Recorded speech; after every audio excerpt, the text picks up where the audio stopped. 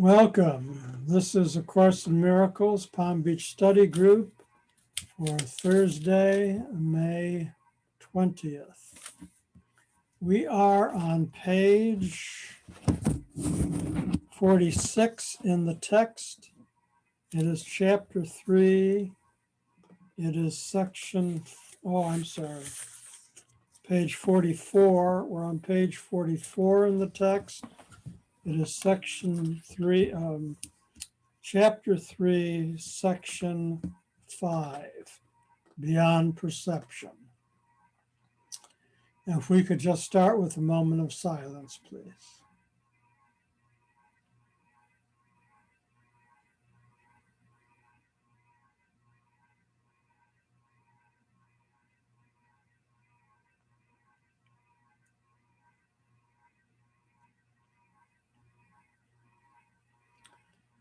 I have said that the abilities you possess are only shadows of your real strength, and that perception, which is inherently judgmental, was introduced only after the separation.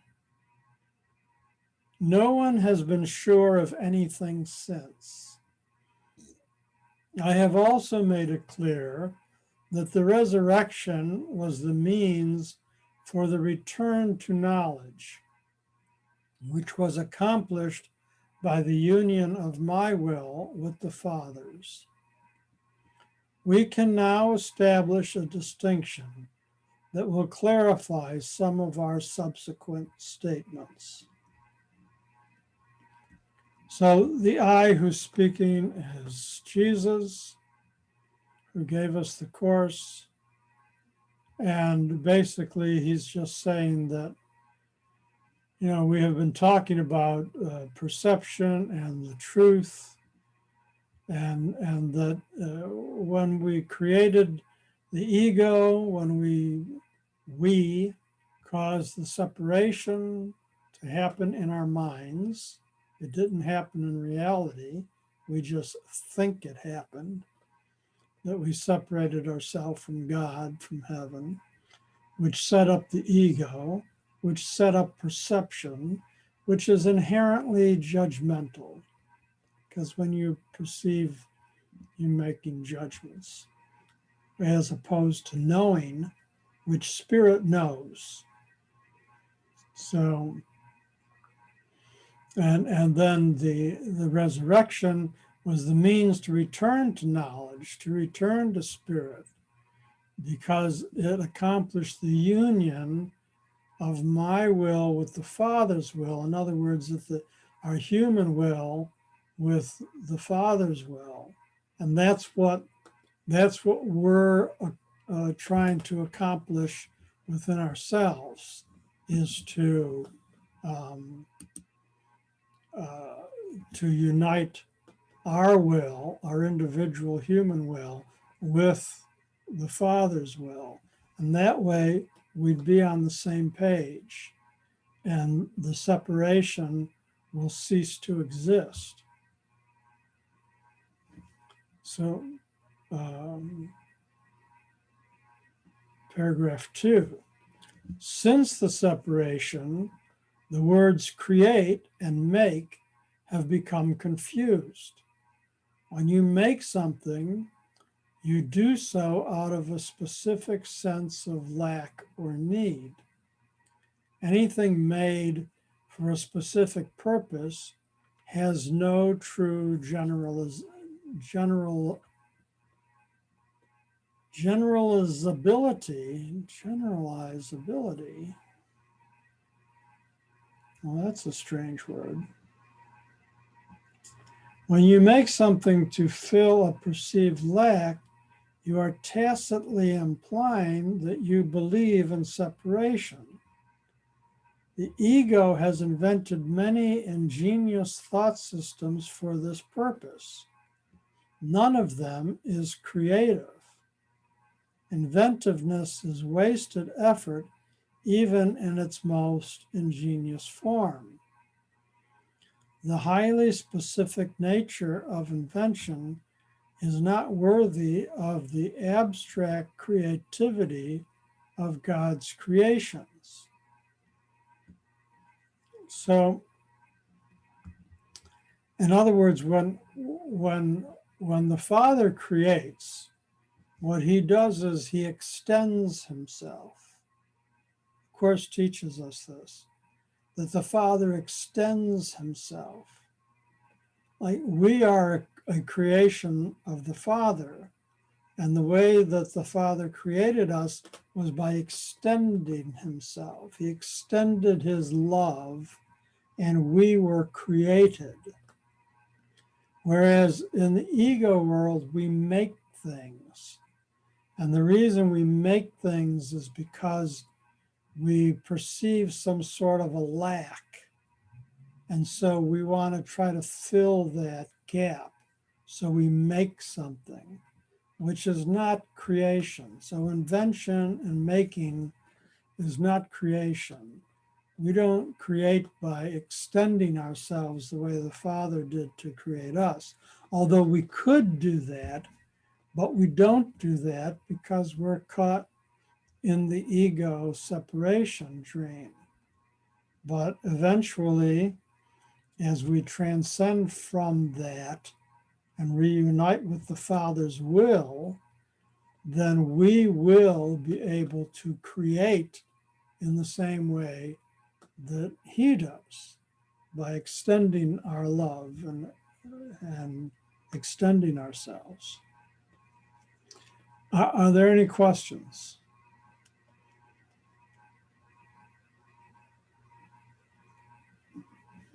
Okay, then let's go on to paragraph 3. Knowing, as we have already observed, does not lead to doing. So knowing is specifically spirit knowing.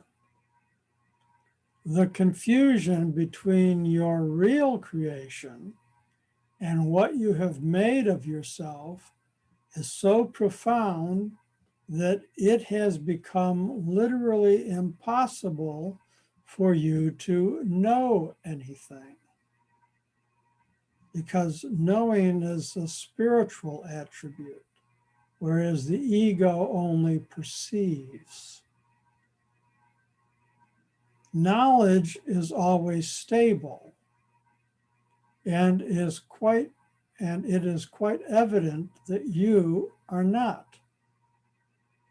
Nevertheless, you are perfectly stable as God created you. In this sense, when your behavior is unstable, you are disagreeing with God's idea of your creation. You can do this if you choose, but you would hardly want to do it if you were in your right mind. If you were in your spirit mind, you wouldn't want to be unstable. You would want to be as God created you.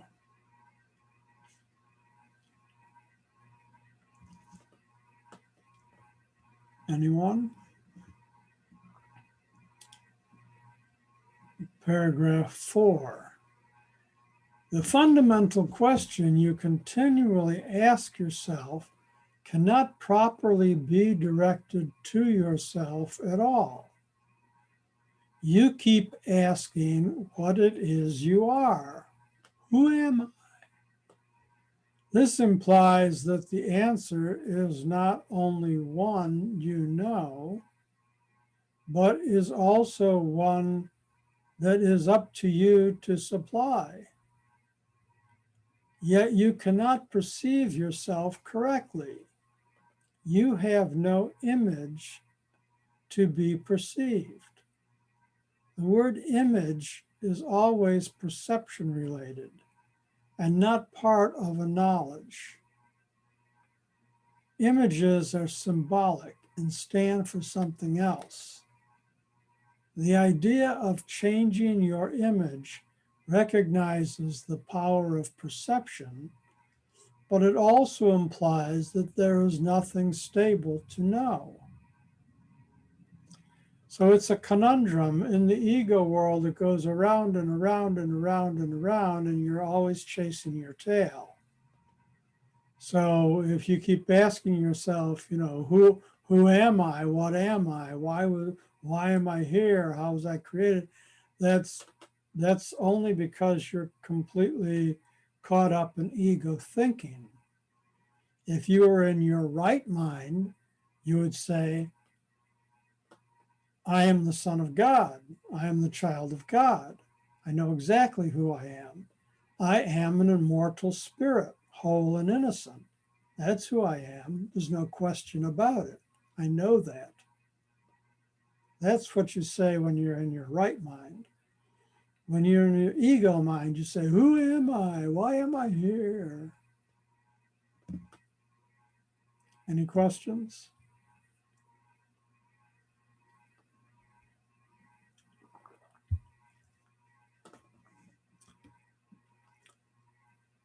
Paragraph 5. Knowing,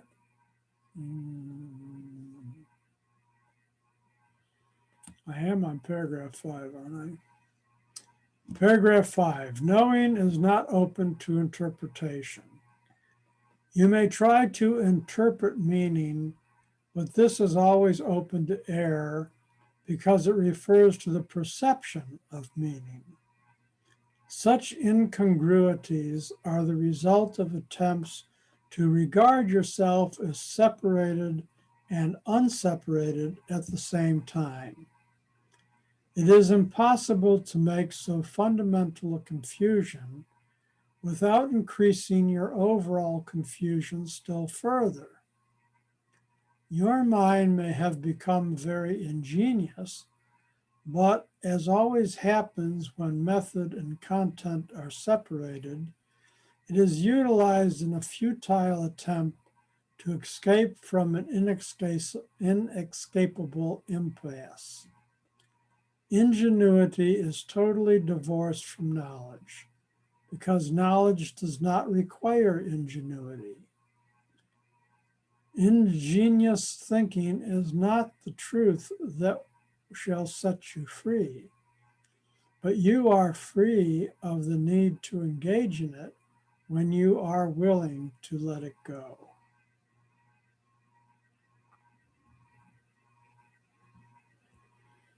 And that's the heart of the matter, those last words, willing to let it go.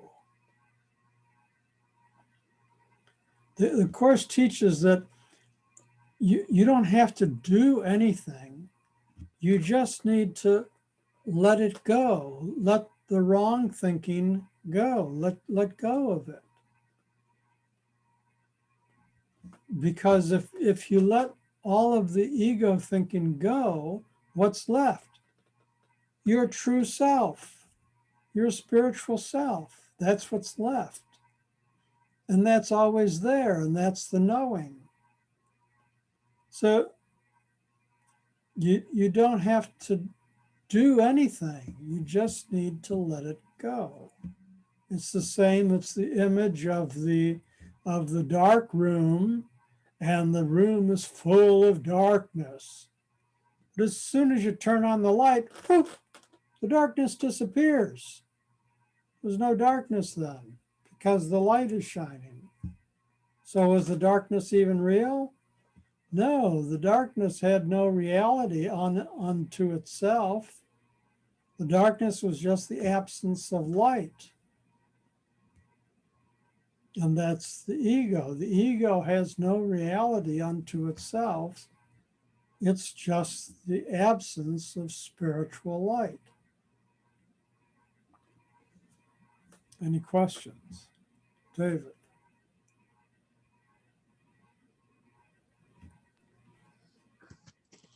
Another way to say it is, as I let go of my ego, I'm open to spirit, or I am spirit. It seems real simple. but you have to get to that level of consciousness that we are spirit, we are love. Exactly. Yeah, in the ego world, we love to complicate things. We're always making things harder than they should be. Anyone else?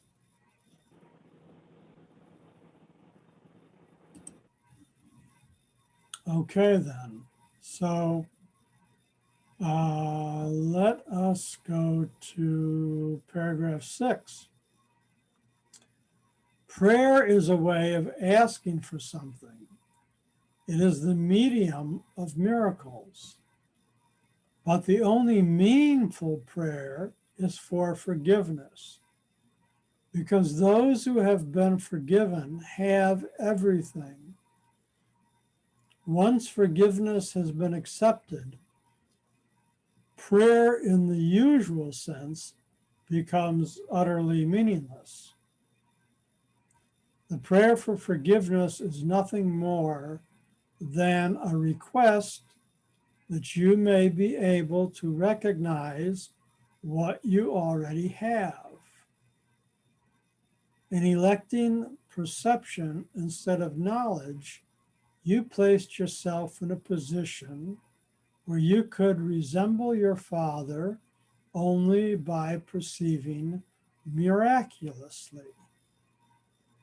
You have lost the knowledge that you yourself are a miracle of God. Creation is your source and your only real function. This is a very important paragraph. Do you have a question, Ed? Ed, if you have a question, unmute yourself. There. Okay.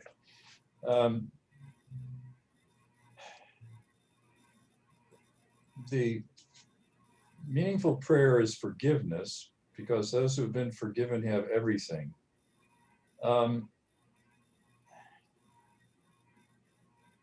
This seems to conflict with something else that I read, that we're to forgive others to forgive ourselves, and that way we have forgiveness, but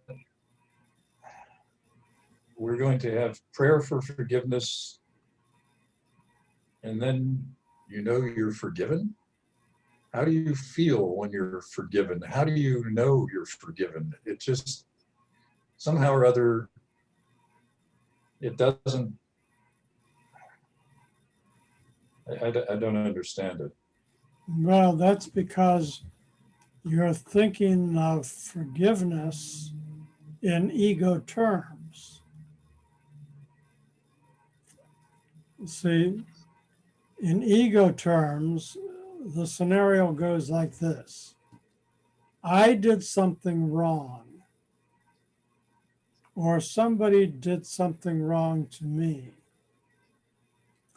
So I need to forgive myself for the wrong thing that I did, or I need to forgive the other for the wrong thing that they did to me. Spiritual forgiveness is, I forgive because I'm completely innocent. I never did anything wrong in the first place. I was created a spiritual being, and I always have been a spiritual being. And as such, I am completely innocent. The only wrong thing I did was in the ego world, and the ego world is a dream. It doesn't exist. So the spiritual notion of forgiveness is the understanding that you're completely innocent, that you're a spiritual being, and as such, you're completely innocent. Well, then why would I pray? Why would I pray for forgiveness? Okay, well, let's look at it again. Prayer is a way of asking for something. It is the medium of miracles, but the only meaningful prayer is for forgiveness, because those who have been forgiven have everything. So, in other words, the only meaningful prayer is the telling yourself that you're a spiritual being, and as such that you're completely innocent. He's going at it from an ego point of view to try to understand to you the the mechanics of it, the working of it. But I don't think I'm not Yeah, I praying for understand. forgiveness. I'm just reading that this is that the only meaningful prayer is for forgiveness. And I'm not praying for myself personally, I am not praying for forgiveness, but this says the only meaningful prayer is for forgiveness. So I guess you're asking for something when you're praying.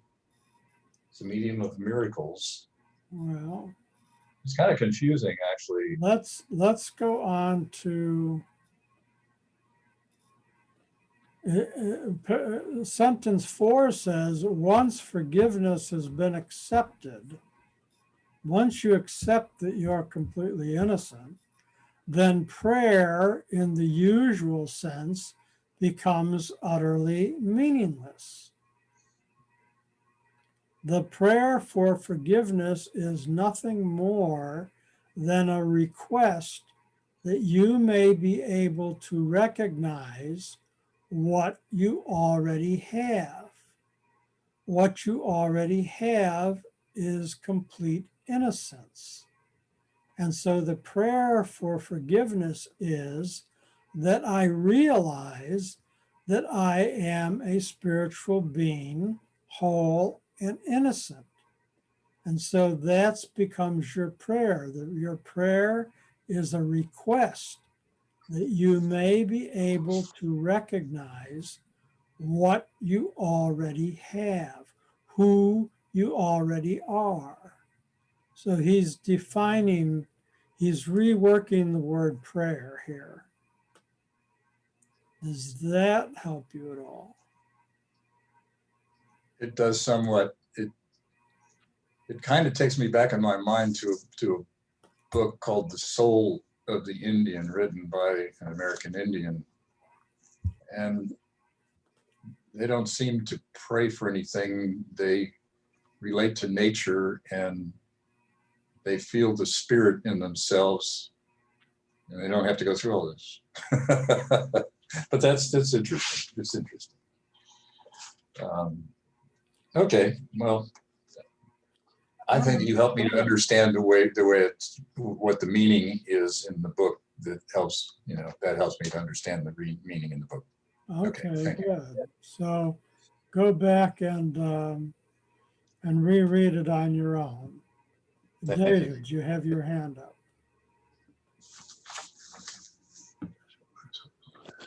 I had a situation this weekend that may or may not help. I was at the beach and I was holding my wife's hand, and my granddaughter come running towards her mother, who was behind me, like she was trying to get between us. And I was afraid she would run into us, so I raised my wife's arm up in the air, and it physically hurt her. And my wife started to verbally attack me. And uncharacteristically, I started swearing at her because I felt hurt too by her response, and I felt I was innocent. I was doing it to protect us and my granddaughter, and that was a couple of days ago. And today we talked it out, and it was much different in a calm atmosphere. I didn't feel, I felt forgiven, and even though she didn't use the words forgiven, but everything kind of smoothed over. But this passage reminded me of it, that we are all innocent, and I was acting in spirit, and I didn't mean to, I was trying to avoid hurting anybody, but sometimes this stuff happens, and it's a matter of the forgiveness is there because it came from an act of love. Okay, thank you. Yes, all kinds of things happen in the ego world that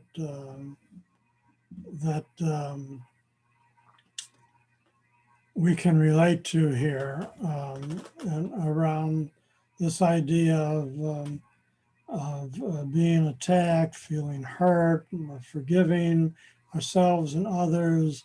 And the important thing to remember is that, again, with so many other concepts in the Course, so many words in the Course, that you have to be very careful about which definition you're applying to the words. The ego definition of the word or the spiritual definition of the word. And that's why we're studying the Course, to learn what the difference is and how we apply those meanings to the words based on the context of what's being taught to us. And a lot of time and energy is spent in the Course in trying to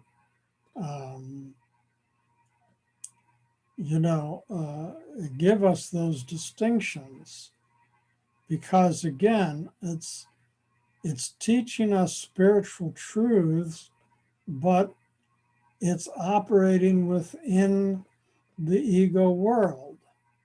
So it's a difficult thing to do, to translate how we normally define all of these ego words and to re-understand them anew in terms of the spiritual definitions. So piece by piece, little by little, we keep walking the path. We go back and study it some more. We try to clarify it in our minds, and eventually, it clicks. Eventually, we get it. So, sentence 8 of paragraph 6 ends with, creation is your source and your only real function, which is the same as saying God is your source, or spirit is your source, and your only real function is to create spiritually as spirit does.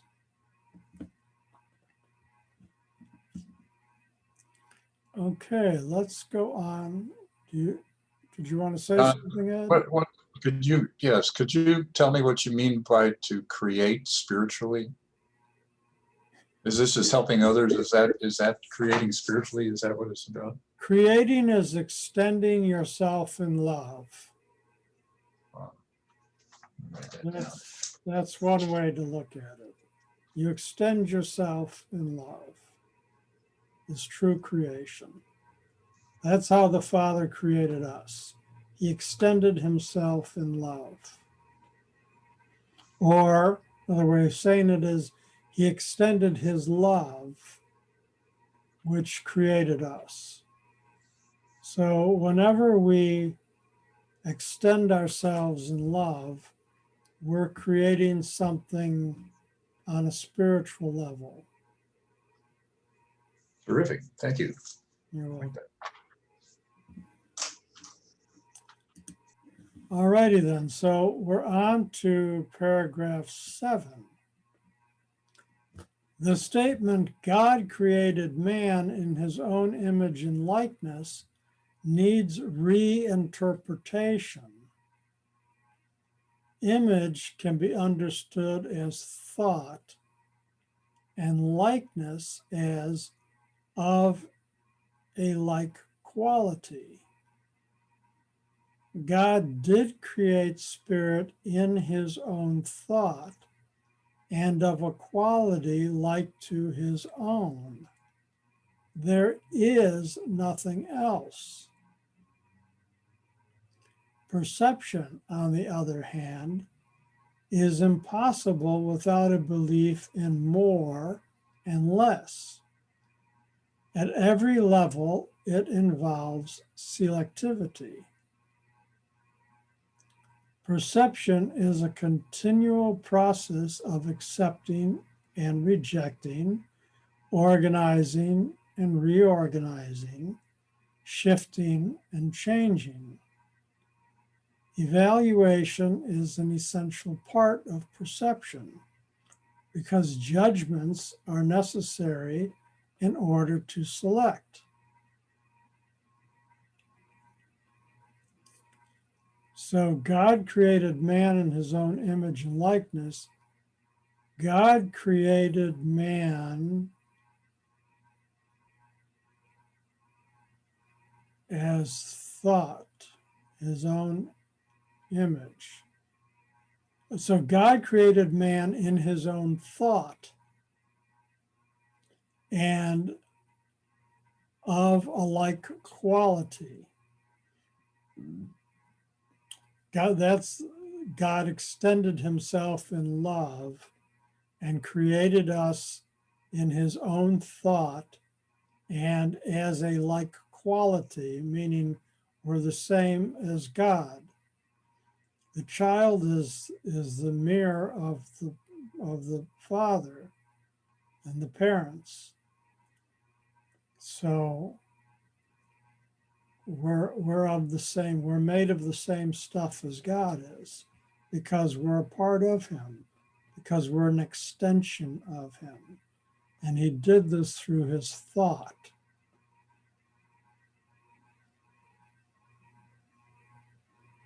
Whereas ego, which is perception, is ego.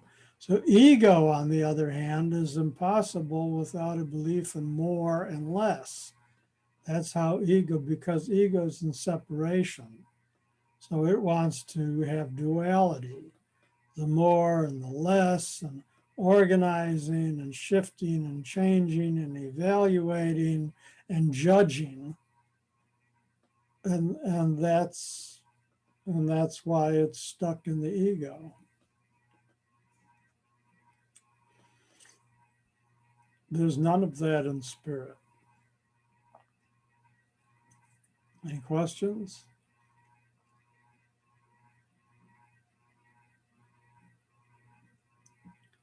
So, paragraph 8. What happens to perceptions if there are no judgments and nothing but perfect equality? Perception becomes impossible. Truth can only be known. All of it is equally true, and knowing any part of it is to know all of it. Only perception involves partial awareness. Knowledge transcends the laws governing perception because partial knowledge is impossible. It is all one and has no separate parts. You who are really one with it need but know yourself, and your knowledge is complete. To know God's miracle is to know him.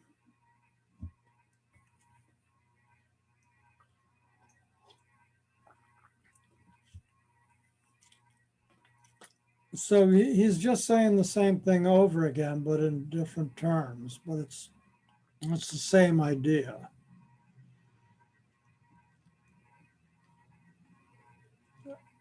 Any questions about it?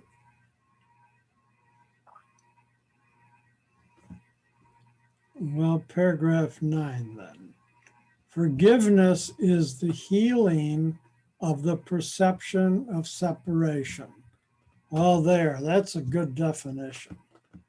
Forgiveness is the healing of the perception of separation. Correct perception of your brother is necessary because minds have chosen to see themselves as separate. Spirit knows God completely. That is its miraculous power. The fact that each one has this power completely is a condition entirely alien to the world's thinking. The world believes that if anyone has everything, there is nothing left. But God's miracles are as total as his thoughts because they are his thoughts.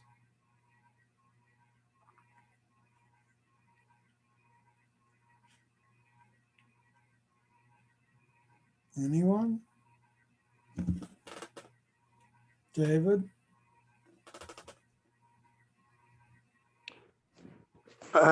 Everything we're reading, I'm reading into. And, just the name of the book, or the Course in Miracles, the miracle is God's love.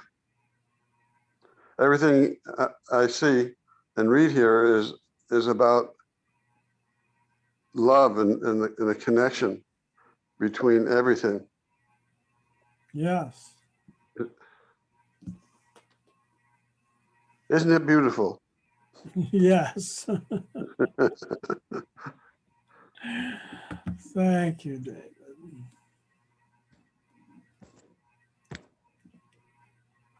So let's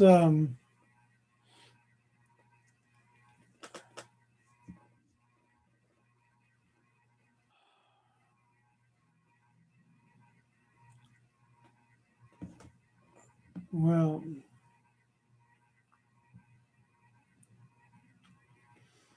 I had this thought as I was reading this paragraph.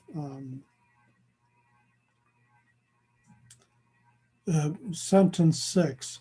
The world believes that if anyone has everything, there is nothing left. And the thought that came to me was the story in the New Testament of the loaves and fishes that Jesus fed the thousands.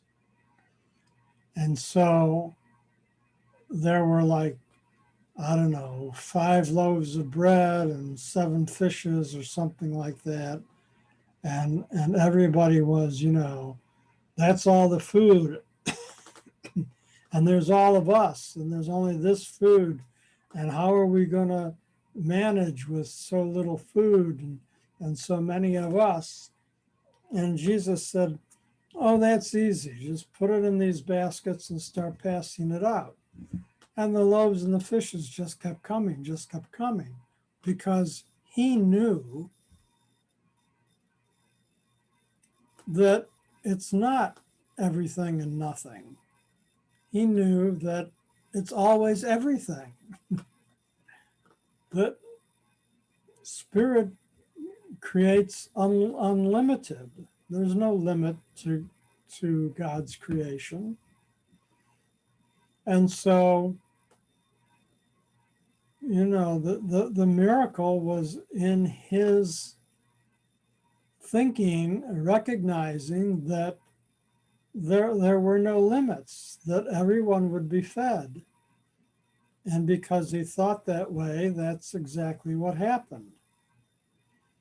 So he allowed the miracle to happen in the ego world. to show the people that their perception of lack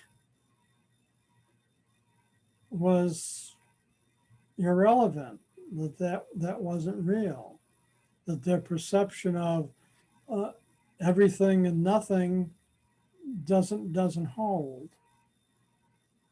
And so that's a lesson that we can take from.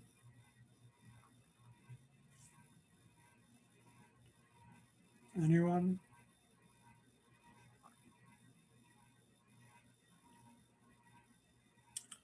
Well, it looks like we've got one paragraph left for this chapter.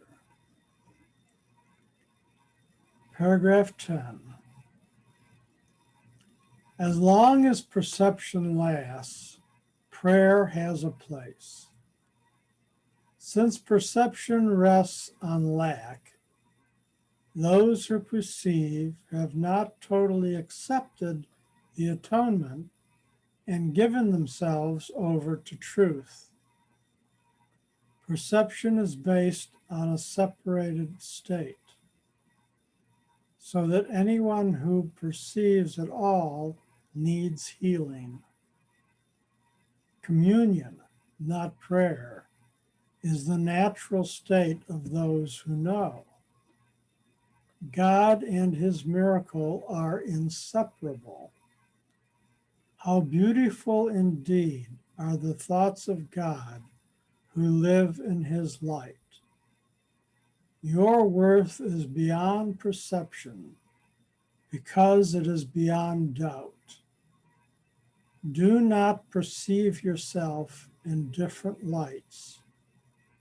Know yourself in the one light where the miracle that is you is perfectly clear. And that's our goal. That's our aim. Our goal is to know ourselves and everyone in the one light where the miracle is us and it is perfectly clear in our mind. That's what we're striving for.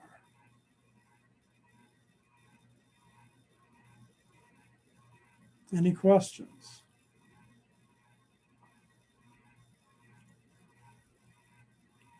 Any comments?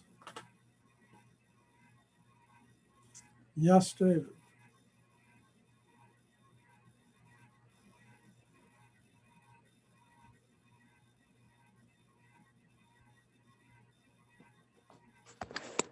How do we stay in the light?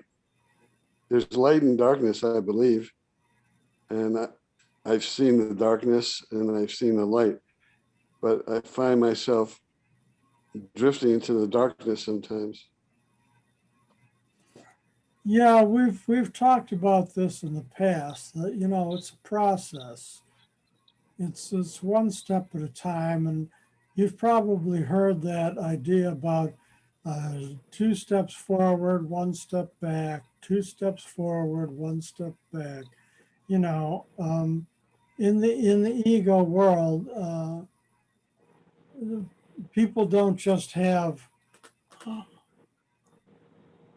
an everlasting revelation and all of a sudden, boom, you're enlightened. And no, you have to walk the path, but the more you do it, the easier it becomes. So right now you may see the light once in a blue moon, but then after a while you see the light twice in a blue moon, and after a while you see the light 3 times in a blue moon. So you just keep Sometimes, going. sometimes I believe that people see me in the light and I'm not even conscious of it, but I can tell by their reactions to me that they see the light in me, or see the light in us, probably more correct. Yes. No, that's good.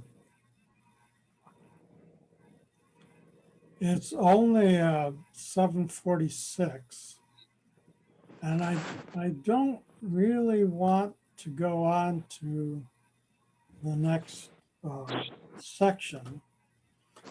So I'd like to throw it open if everyone wants to unmute themselves and just tell us your thoughts upon what we've studied tonight. Rainer? Well, I mean, I think I kind of felt like Ed in terms of the confusion on forgiveness and it feeling, part of it feels so superfluous. It's like you could have said in one sentence the whole beyond perception thing, right? But it's meaningful in terms of the prayer, but it got me lost a little bit. Yes. Lots of times it's lost in the beginning, but then it clarifies itself later on, which it did in that paragraph. The last one. Where is it? Yeah. Because by sentence 5, it said, the prayer for forgiveness is nothing more than a request that you may be able to recognize what you already have or who you already are. So it kind of sets it up and it presents the conundrum of being in the ego world, but then it tries to clarify it. So again, and sometimes what's said in the one paragraph may be confusing, but then the next paragraph aims to clarify that, So prayer is the most effective medium in the ego world. Is that what it is? Well, if you're praying right, if you're praying, oh God, please give me $1 million, please give me $1 million, that's not going to do it. It's saying the prayer for forgiveness is what you need to ask for, but that is nothing more than a request. A prayer is a request that you be able to recognize what you already have. So in other words, the prayer would be, dear Spirit, please help me to recognize that I am a spiritual being, whole and innocent. You see, help me to, that's my prayer. My prayer is to Spirit to help me understand that I am a spiritual being. Help me to recognize that I and everyone else is a spiritual being. That's, now you're talking true prayer. Like the Course will talk about, prayer, ego prayer, and true prayer, or forgiveness, ego forgiveness, and true forgiveness, spiritual forgiveness. So again, they're working with the vocabulary of the English language in the ego world. If they were working in the vocabulary of spirit, you wouldn't need any words at all. You would just have divine revelation. It would just flood your mind, and it would be a knowing. You would just know things without any language necessary. And that's that's from mystics and adepts who have meditated for years and years and years, day after day, and and have expressed those things in books and teachings. The revelation, the absolute knowing that they've experienced. But in the book is using ego language. So it does the best it can to give you the understanding, but you really have to study it and figure it out, so to speak. But that's why these study groups are so helpful, because now you're bouncing off of each other and and hopefully things become more clarified. Thanks, John. You're welcome. Anyone else? Is, Yeah, am I unmuted? yeah, you are. I was thinking that, let me see if I can put it in words.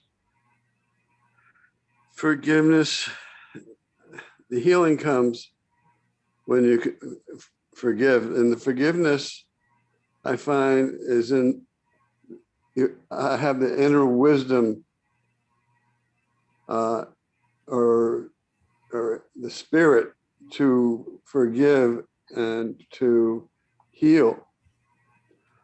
I got all the words there. I don't know if they're in the right order, but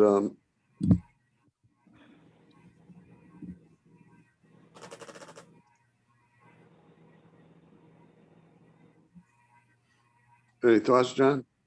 Is that it? Or Yeah, I was thinking my situation I talked about earlier about on the beach and me swearing and carrying on, and I was trying to do something good, and I felt uh, bad about it, and about the healing came from really talking and listening. I think we've covered that once before. It's in the listening that that inner wisdom can come up. And the healing is kind of instantaneous if you're loving the other, even though you're feeling hurt. You're feeling hurt's an ego. right? Uh,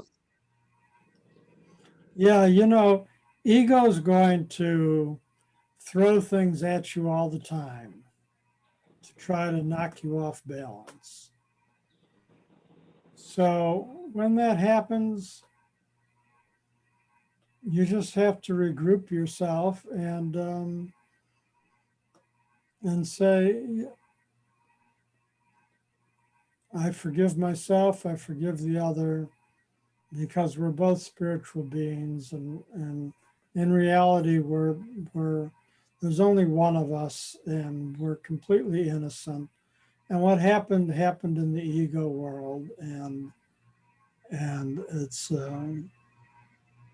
it's of no consequence in reality. Ed, did you have something? Yeah. We don't hear you, Ed. It doesn't show that you're muted, but you're maybe too far away. I don't know. No, your mic is off.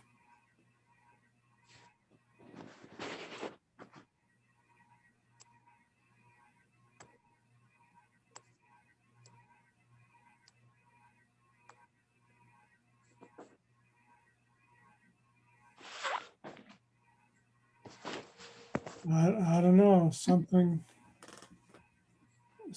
and I'm going to mute you. Now, try to unmute yourself.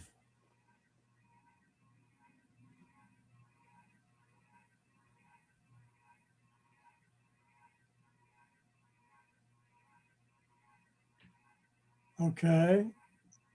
Can you say something? No, don't hear you. Sorry. Okay. Okay. Anyone else care to reflect on what was read, what was learned today? It doesn't have to be a question. It can just be a reflection upon the readings. Yes, Helene. So John, I just wanted to touch base real quickly on something that Rainier said. We have said that before too. It seems like you could kind of cut to the quick with some of this.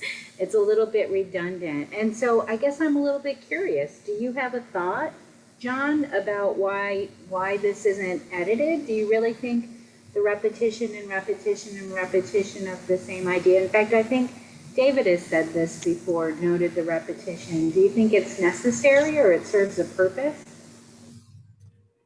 Well, obviously Jesus did. Good answer, John. You know, I'm going to say that somebody who found the book and is just reading it on their own. That, I mean, you know, how did they teach the kids in school? How did you learn how to read? By doing it over and over and over again. How did you learn how to count? By doing it over and over and over again. I mean, that's the human way of learning in the ego world. There's a lot of repetition and learning. And it's not only repetitive, but every time it's repeated, it's from a slightly different angle. There's a slightly different take on it. And so I think the objective here is to reach the most people and to give them something they can, you know, really sink their teeth into and study. And so again, if someone's just reading it on their own, it's much more difficult. That's the advantage, like I said, of being in a group where we can discuss it and examine it and bounce off of each other. It reminds me too of something else that David said. And David, thank you for sharing the way you did tonight. It really does put a lot of things into perspective for all of us. So thank you for bearing your soul, if you will. But I think the two of you were discussing as well, one step forward, two steps back. So when I think about it, I mean, I'm nowhere near complete forgiveness of everyone and everything. I need to hear it probably as often as possible. So it does make sense. Thank you for being such a great teacher. I just want to caution you. It's 2 steps forward, 1 step. Oh, what did I was moving too far forward. 2 steps back. You're not going to get anywhere that way. Thanks. As a matter of fact, as you continue to study the course, it's 3 steps forward and 1 step back, and it's 4 steps forward and 1 step back. Now, we want to make some progress here as we go along. Thank you for your compliment. The one thing that I've learned over the years that we are one. We have to share with each other in order to grow. Mm-hmm. For me, it's been very important. And how could this group be one if we don't open our souls or open to spirit with each other? How are we going to open to spirit outside of this room? Thank you, David. Thank you. So, well, thank you all. I'm going to head out. Oh, okay, Rainer. So we'll hope to see you again soon.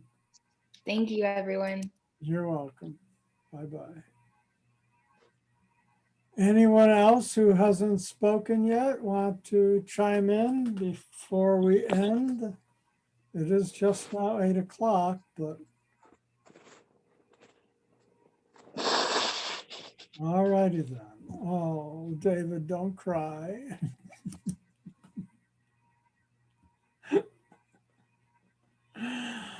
All righty then. So everyone, if Ed, are you on again? No, I don't know what happened to your mic. It must be your microphone got turned off somehow. No, we don't hear you. Ed, do you know sign language? I could interpret for you. Oh, this way?